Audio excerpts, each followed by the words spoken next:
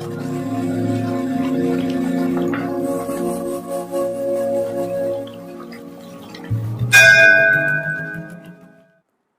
हर महादेव। महाशिव पुराण कथा की सीरीज में आपका स्वागत है। महाशिव पुराण कथा को 7 संहिता और 11 खंडों में विभाजित किया गया है, जिन्हें हम आपको अलग अलग एपिसोड में सुनाएंगे। रुद्र संहिता का 11वां अध्याय, शिव पूजन की विधि तथा उसका फल। ऋषि बोले, व्यास शिष्य महाभाग सूत जी, आपको नमस्कार है। आज आपने भगवान शिव की बड़ी अद्भुत एवं परम पावन कथा सुनाई है। दयानिधे ब्रह्मा और नारद जी के संवाद के अनुसार आप हमें शिव पूजन की वह विधि बताइए जिससे यहाँ भगवान शिव संतुष्ट होते हैं। ब्राह्मण, क्षत्रिय, वैश्य और शूद्र सभी शिव की पूजा करते हैं। वह पूजन कैसे करना चाहिए, आपने व्यास जी के मुख से इस विषय को जिस प्रकार सुना हो वह बतलाइए। महर्षियों का वह कल्याणप्रद एवं श्रुति सम्मत वचन सुनकर सूत जी ने उन मुनियों के प्रश्न के अनुसार सब बातें प्रसन्नता पूर्वक बताईं। सूत जी बोले, मुनीश्वरों, आपने बहुत अच्छी बात पूछी है, परंतु वह रहस्य की बात है। मैंने इस विषय को जैसा सुना है और जैसी मेरी बुद्धि है उसके अनुसार आज कुछ कह रहा हूँ। जैसे आप लोग पूछ रहे हैं उसी तरह पूर्व काल में व्यास जी ने सनत कुमार जी से पूछा था, फिर उसे उपमन्यु जी ने भी सुना था। व्यास जी ने शिव पूजन आदि जो भी विषय सुना था उसे सुनकर उन्होंने लोकहित की कामना से मुझे पढ़ा दिया था। इसी विषय को भगवान श्री कृष्ण ने महात्मा उपमन्यु से सुना था। पूर्व काल में ब्रह्मा जी ने नारद जी से इस विषय में जो कुछ कहा था वही इस समय मैं कहूँगा। ब्रह्मा जी ने कहा, नारद, मैं संक्षेप से लिंग पूजन की विधि बता रहा हूँ, सुनो। जैसा पहले कहा गया है वैसा जो भगवान शंकर का सुखमय, निर्मल एवं सनातन रूप है उसका उत्तम भक्ति भाव से पूजन करें। इससे समस्त मनोवांछित फलों की प्राप्ति होगी। दरिद्रता, रोग, दुख तथा शत्रु जनित पीड़ा, ये 4 प्रकार के पाप कष्ट तभी तक रहते हैं जब तक मनुष्य भगवान शिव का पूजन नहीं करता। भगवान शिव की पूजा होते ही सारे दुख विलीन हो जाते हैं और समस्त सुखों की प्राप्ति हो जाती है। तत्पश्चात समय आने पर उपासक की मुक्ति भी होती है। जो मानव शरीर का आश्रय लेकर मुख्यतया संतान सुख की कामना करता है उसे चाहिए कि वह संपूर्ण कार्यों और मनोरथों के साधक महादेव जी की पूजा करे। ब्राह्मण, क्षत्रिय, वैश्य और शूद्र भी संपूर्ण कामनाओं तथा प्रयोजन की सिद्धि के लिए क्रम से विधि के अनुसार भगवान शंकर की पूजा करें। प्रातः काल ब्रह्म मुहूर्त में उठकर गुरु तथा शिव का स्मरण करके तीर्थों का चिंतन एवं भगवान विष्णु का ध्यान करें।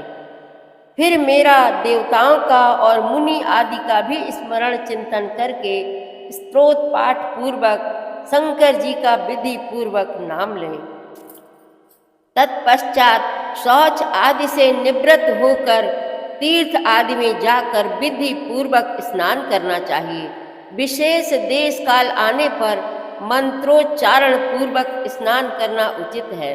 स्नान के पश्चात पहले आचमन करके वह धुला हुआ वस्त्र धारण करें। फिर सुंदर एकांत स्थल में बैठकर संध्या विधि का अनुष्ठान करें। यथा योग्य संध्या विधि का पालन करके पूजा का कार्य आरंभ करें। मन को सुस्थिर रख के पूजा गृह में प्रवेश करें। वहाँ पूजन सामग्री लेकर सुंदर आसन पर बैठे। पहले न्यास आदि करके क्रमशः महादेव जी की पूजा करें। शिव की पूजा से पहले गणेश जी की, द्वारपालों की और दिक्पालों की भी भली भांति पूजा करके पीछे देवताओं के लिए पीठ स्थान की कल्पना करें अथवा अष्टदल कमल बनाकर पूजा द्रव्य के समीप बैठे और उस कमल पर ही भगवान शिव को समासीन करें। तत्पश्चात 3 आचमन करके पुनः दोनों हाथ धोकर 3 प्राणायाम करके मध्यम प्राणायाम अर्थात कुंभक करते समय त्रिनेत्रधारी भगवान शिव का इस प्रकार ध्यान करें। उनके 5 मुख हैं, 10 भुजाएं हैं, शुद्ध स्फटिक के समान उज्ज्वल कांति है। सब प्रकार के आभूषण उनके श्री अंगों को विभूषित करते हैं तथा वे व्याघ्र चर्म की चादर ओढ़े हुए हैं। इस तरह ध्यान करके यह भावना करे कि मुझे भी इनके समान ही रूप प्राप्त हो जाए। ऐसी भावना करके मनुष्य सदा के लिए अपने पाप को भस्म कर डाले। इस प्रकार भावना द्वारा शिव का ही शरीर धारण करके उन परमेश्वर की पूजा करें। शरीर शुद्धि करके मूल मंत्र का क्रमशः न्यास करें अथवा सर्वत्र प्रणव से ही सडंग न्यास करें। ओम अद्य इत्यादि रूप से संकल्प वाक्य का प्रयोग करके फिर पूजा आरंभ करें। पाद्य, अर्घ्य और आचमन के लिए पात्रों को तैयार करके रखें। बुद्धिमान पुरुष विधि पूर्वक भिन्न भिन्न प्रकार के 9 कलश स्थापित करें। उन्हें कुशाओं से ढककर रखें और कुशाओं से ही जल लेकर उन सब का प्रोक्षण करें। तत्पश्चात उन सभी पात्रों में शीतल जल डालें। फिर बुद्धिमान पुरुष देखभाल कर प्रणव मंत्र के द्वारा उनमें निम्नांकित द्रव्यों को डालें। खस और चंदन को पाद्य पात्र में रखें। चमेली के फूल, शीतल, चीनी, कपूर, बड़की, जड़ तथा तमाल इन सबको यथोचित रूप से कूट पीस कर चूर्ण बना लें और आचमनीय के पात्र में डालें। इलायची और चंदन को तो सभी पात्रों में डालना चाहिए। देवाधिदेव महादेव जी के पार्श्व भाग में नंदीश्वर का पूजन करें। गंध, धूप तथा भांति भांति के दीपों द्वारा शिव की पूजा करें। फिर लिंग शुद्धि करके मनुष्य प्रसन्नता पूर्वक मंत्र समूहों के आदि में प्रणव तथा अंत में नमः पद जोड़कर उनके द्वारा इष्ट देव के लिए यथोचित आसन की कल्पना करें। फिर प्रणव से पद्मासन की कल्पना करके यह भावना करें कि इस कमल का पूर्व दल साक्षात अणिमा नामक ऐश्वर्य रूप तथा अविनाशी है, दक्षिण दल लघिमा है, पश्चिम दल महिमा है, उत्तर दल प्राप्ति है, अग्नि कोण का दल काम्य है, नैऋत्य कोण का दल ईशित्व है, वायव्य कोण का दल वशित्व है, ईशान कोण का दल सर्वज्ञत्व है और उस कमल की कर्णिका को सोम कहा जाता है। सोम के नीचे सूर्य है, सूर्य के नीचे अग्नि है और अग्नि के भी नीचे धर्म आदि के स्थान है। क्रमशः ऐसी कल्पना करने के पश्चात चारों दिशाओं में अव्यक्त महत तत्व अहंकार तथा उनके विकारों की कल्पना करें।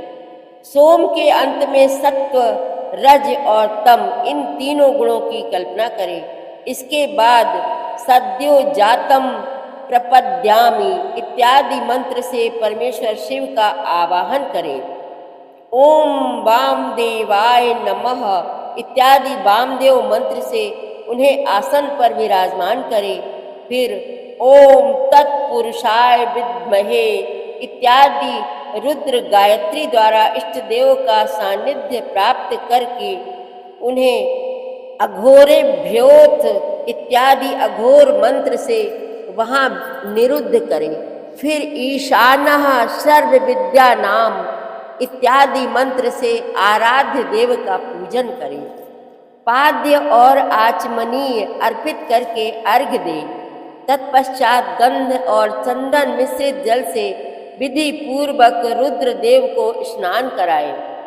फिर पंचगव्य निर्माण की विधि से 5 द्रव्यों को एक पात्र में लेकर प्रणव से ही अभिमंत्रित करके उन मिश्रित गव्य पदार्थों द्वारा भगवान को नहलाए। तत्पश्चात पृथक पृथक दूध, दही, मधु, गन्ने के रस तथा घी से नहलाकर समस्त अभीष्टों के दाता और हितकारी पूजनीय महादेव जी का प्रणव के उच्चारण पूर्वक पवित्र द्रव्यों द्वारा अभिषेक करें। पवित्र जल पात्रों में मंत्रोच्चारण पूर्वक जल डालें। डालने से पहले साधक श्वेत वस्त्र से उस जल को यथोचित रीति से छान ले। उस जल को तब तक दूर ना करे जब तक इष्ट देव को चंदन न चढ़ा ले। तब सुंदर अक्षतों द्वारा प्रसन्नता पूर्वक शंकर जी की पूजा करें। उनके ऊपर कुश, अपामार्ग, कपूर, चमेली, चंपा, गुलाब, श्वेत कनेर, बेला, कमल और उत्पल आदि भांति भांति के अपूर्व पुष्प एवं चंदन आदि चढ़ाकर पूजा करें। परमेश्वर शिव के ऊपर जल की धारा गिरती रहे, इसकी भी व्यवस्था करें। जल से भरे भांति भांति के पात्रों द्वारा महेश्वर को नहलाए। मंत्रोच्चारण पूर्वक पूजा करनी चाहिए, वह समस्त फलों को देने वाली होती है। 1,000 अथवा 101 जलधाराएं गिरने की व्यवस्था करें। यह सब वेद मार्ग से अथवा नाम मंत्रों से करना चाहिए। तदनंतर भगवान शंकर के ऊपर चंदन और फूल आदि चढ़ाए। प्रणव से ही मुखबास, तांबूल आदि अर्पित करें।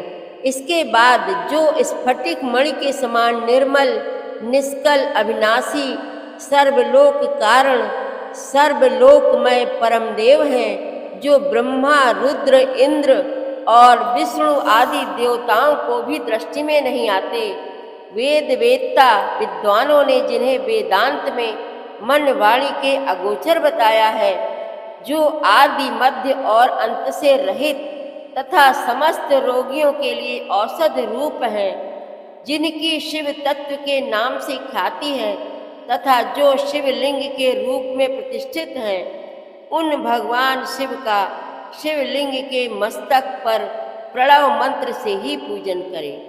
धूप, दीप, नैवेद्य, सुंदर तांबूल एवं सुरम्य आरती द्वारा यथोक्त विधि से पूजा करके स्तोत्र तथा अन्य नाना प्रकार के मंत्रों द्वारा उन्हें नमस्कार करें।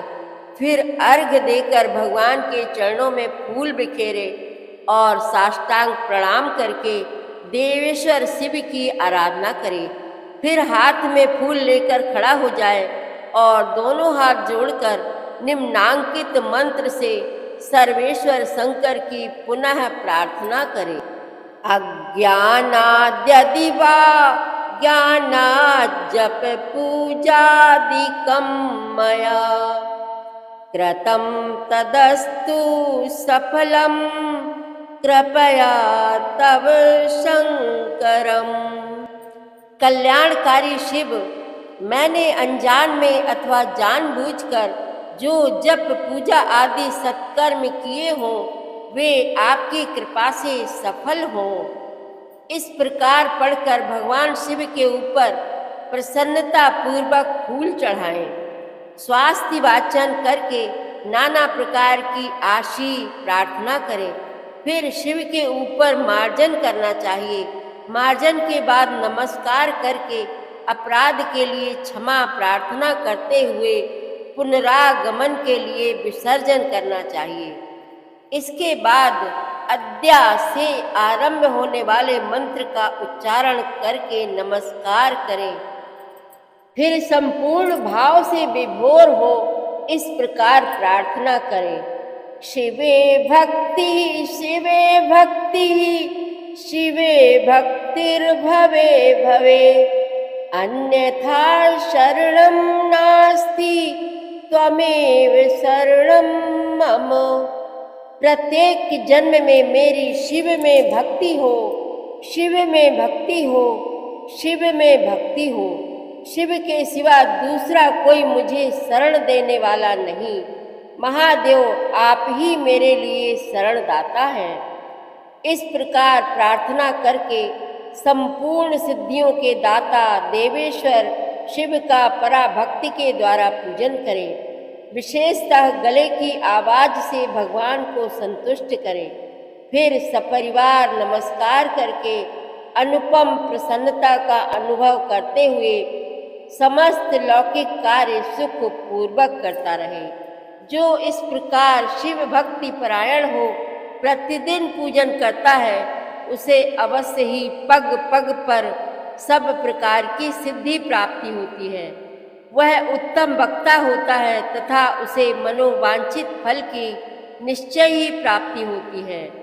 रोग दुख दूसरों के निमित्त से होने वाला उद्वेग, कुटिलता तथा विष आदि के रूप में जो जो कष्ट उपस्थित होता है, उसे कल्याणकारी परम शिव अवश्य नष्ट कर देते हैं। उस उपासक का कल्याण होता है। भगवान शंकर की पूजा से उसमें अवश्य सद्गुणों की वृद्धि होती है। ठीक उसी तरह जैसे शुक्ल पक्ष में चंद्रमा बढ़ते हैं। मुनि श्रेष्ठ नारद, इस प्रकार मैंने शिव की पूजा का विधान बताया। रुद्र संहिता का 11वां अध्याय समाप्त हुआ। हर हर महादेव।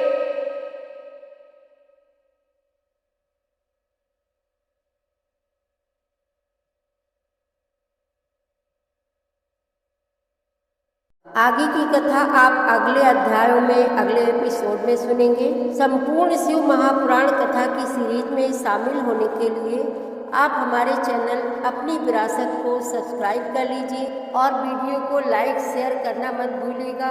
हर हर महादेव।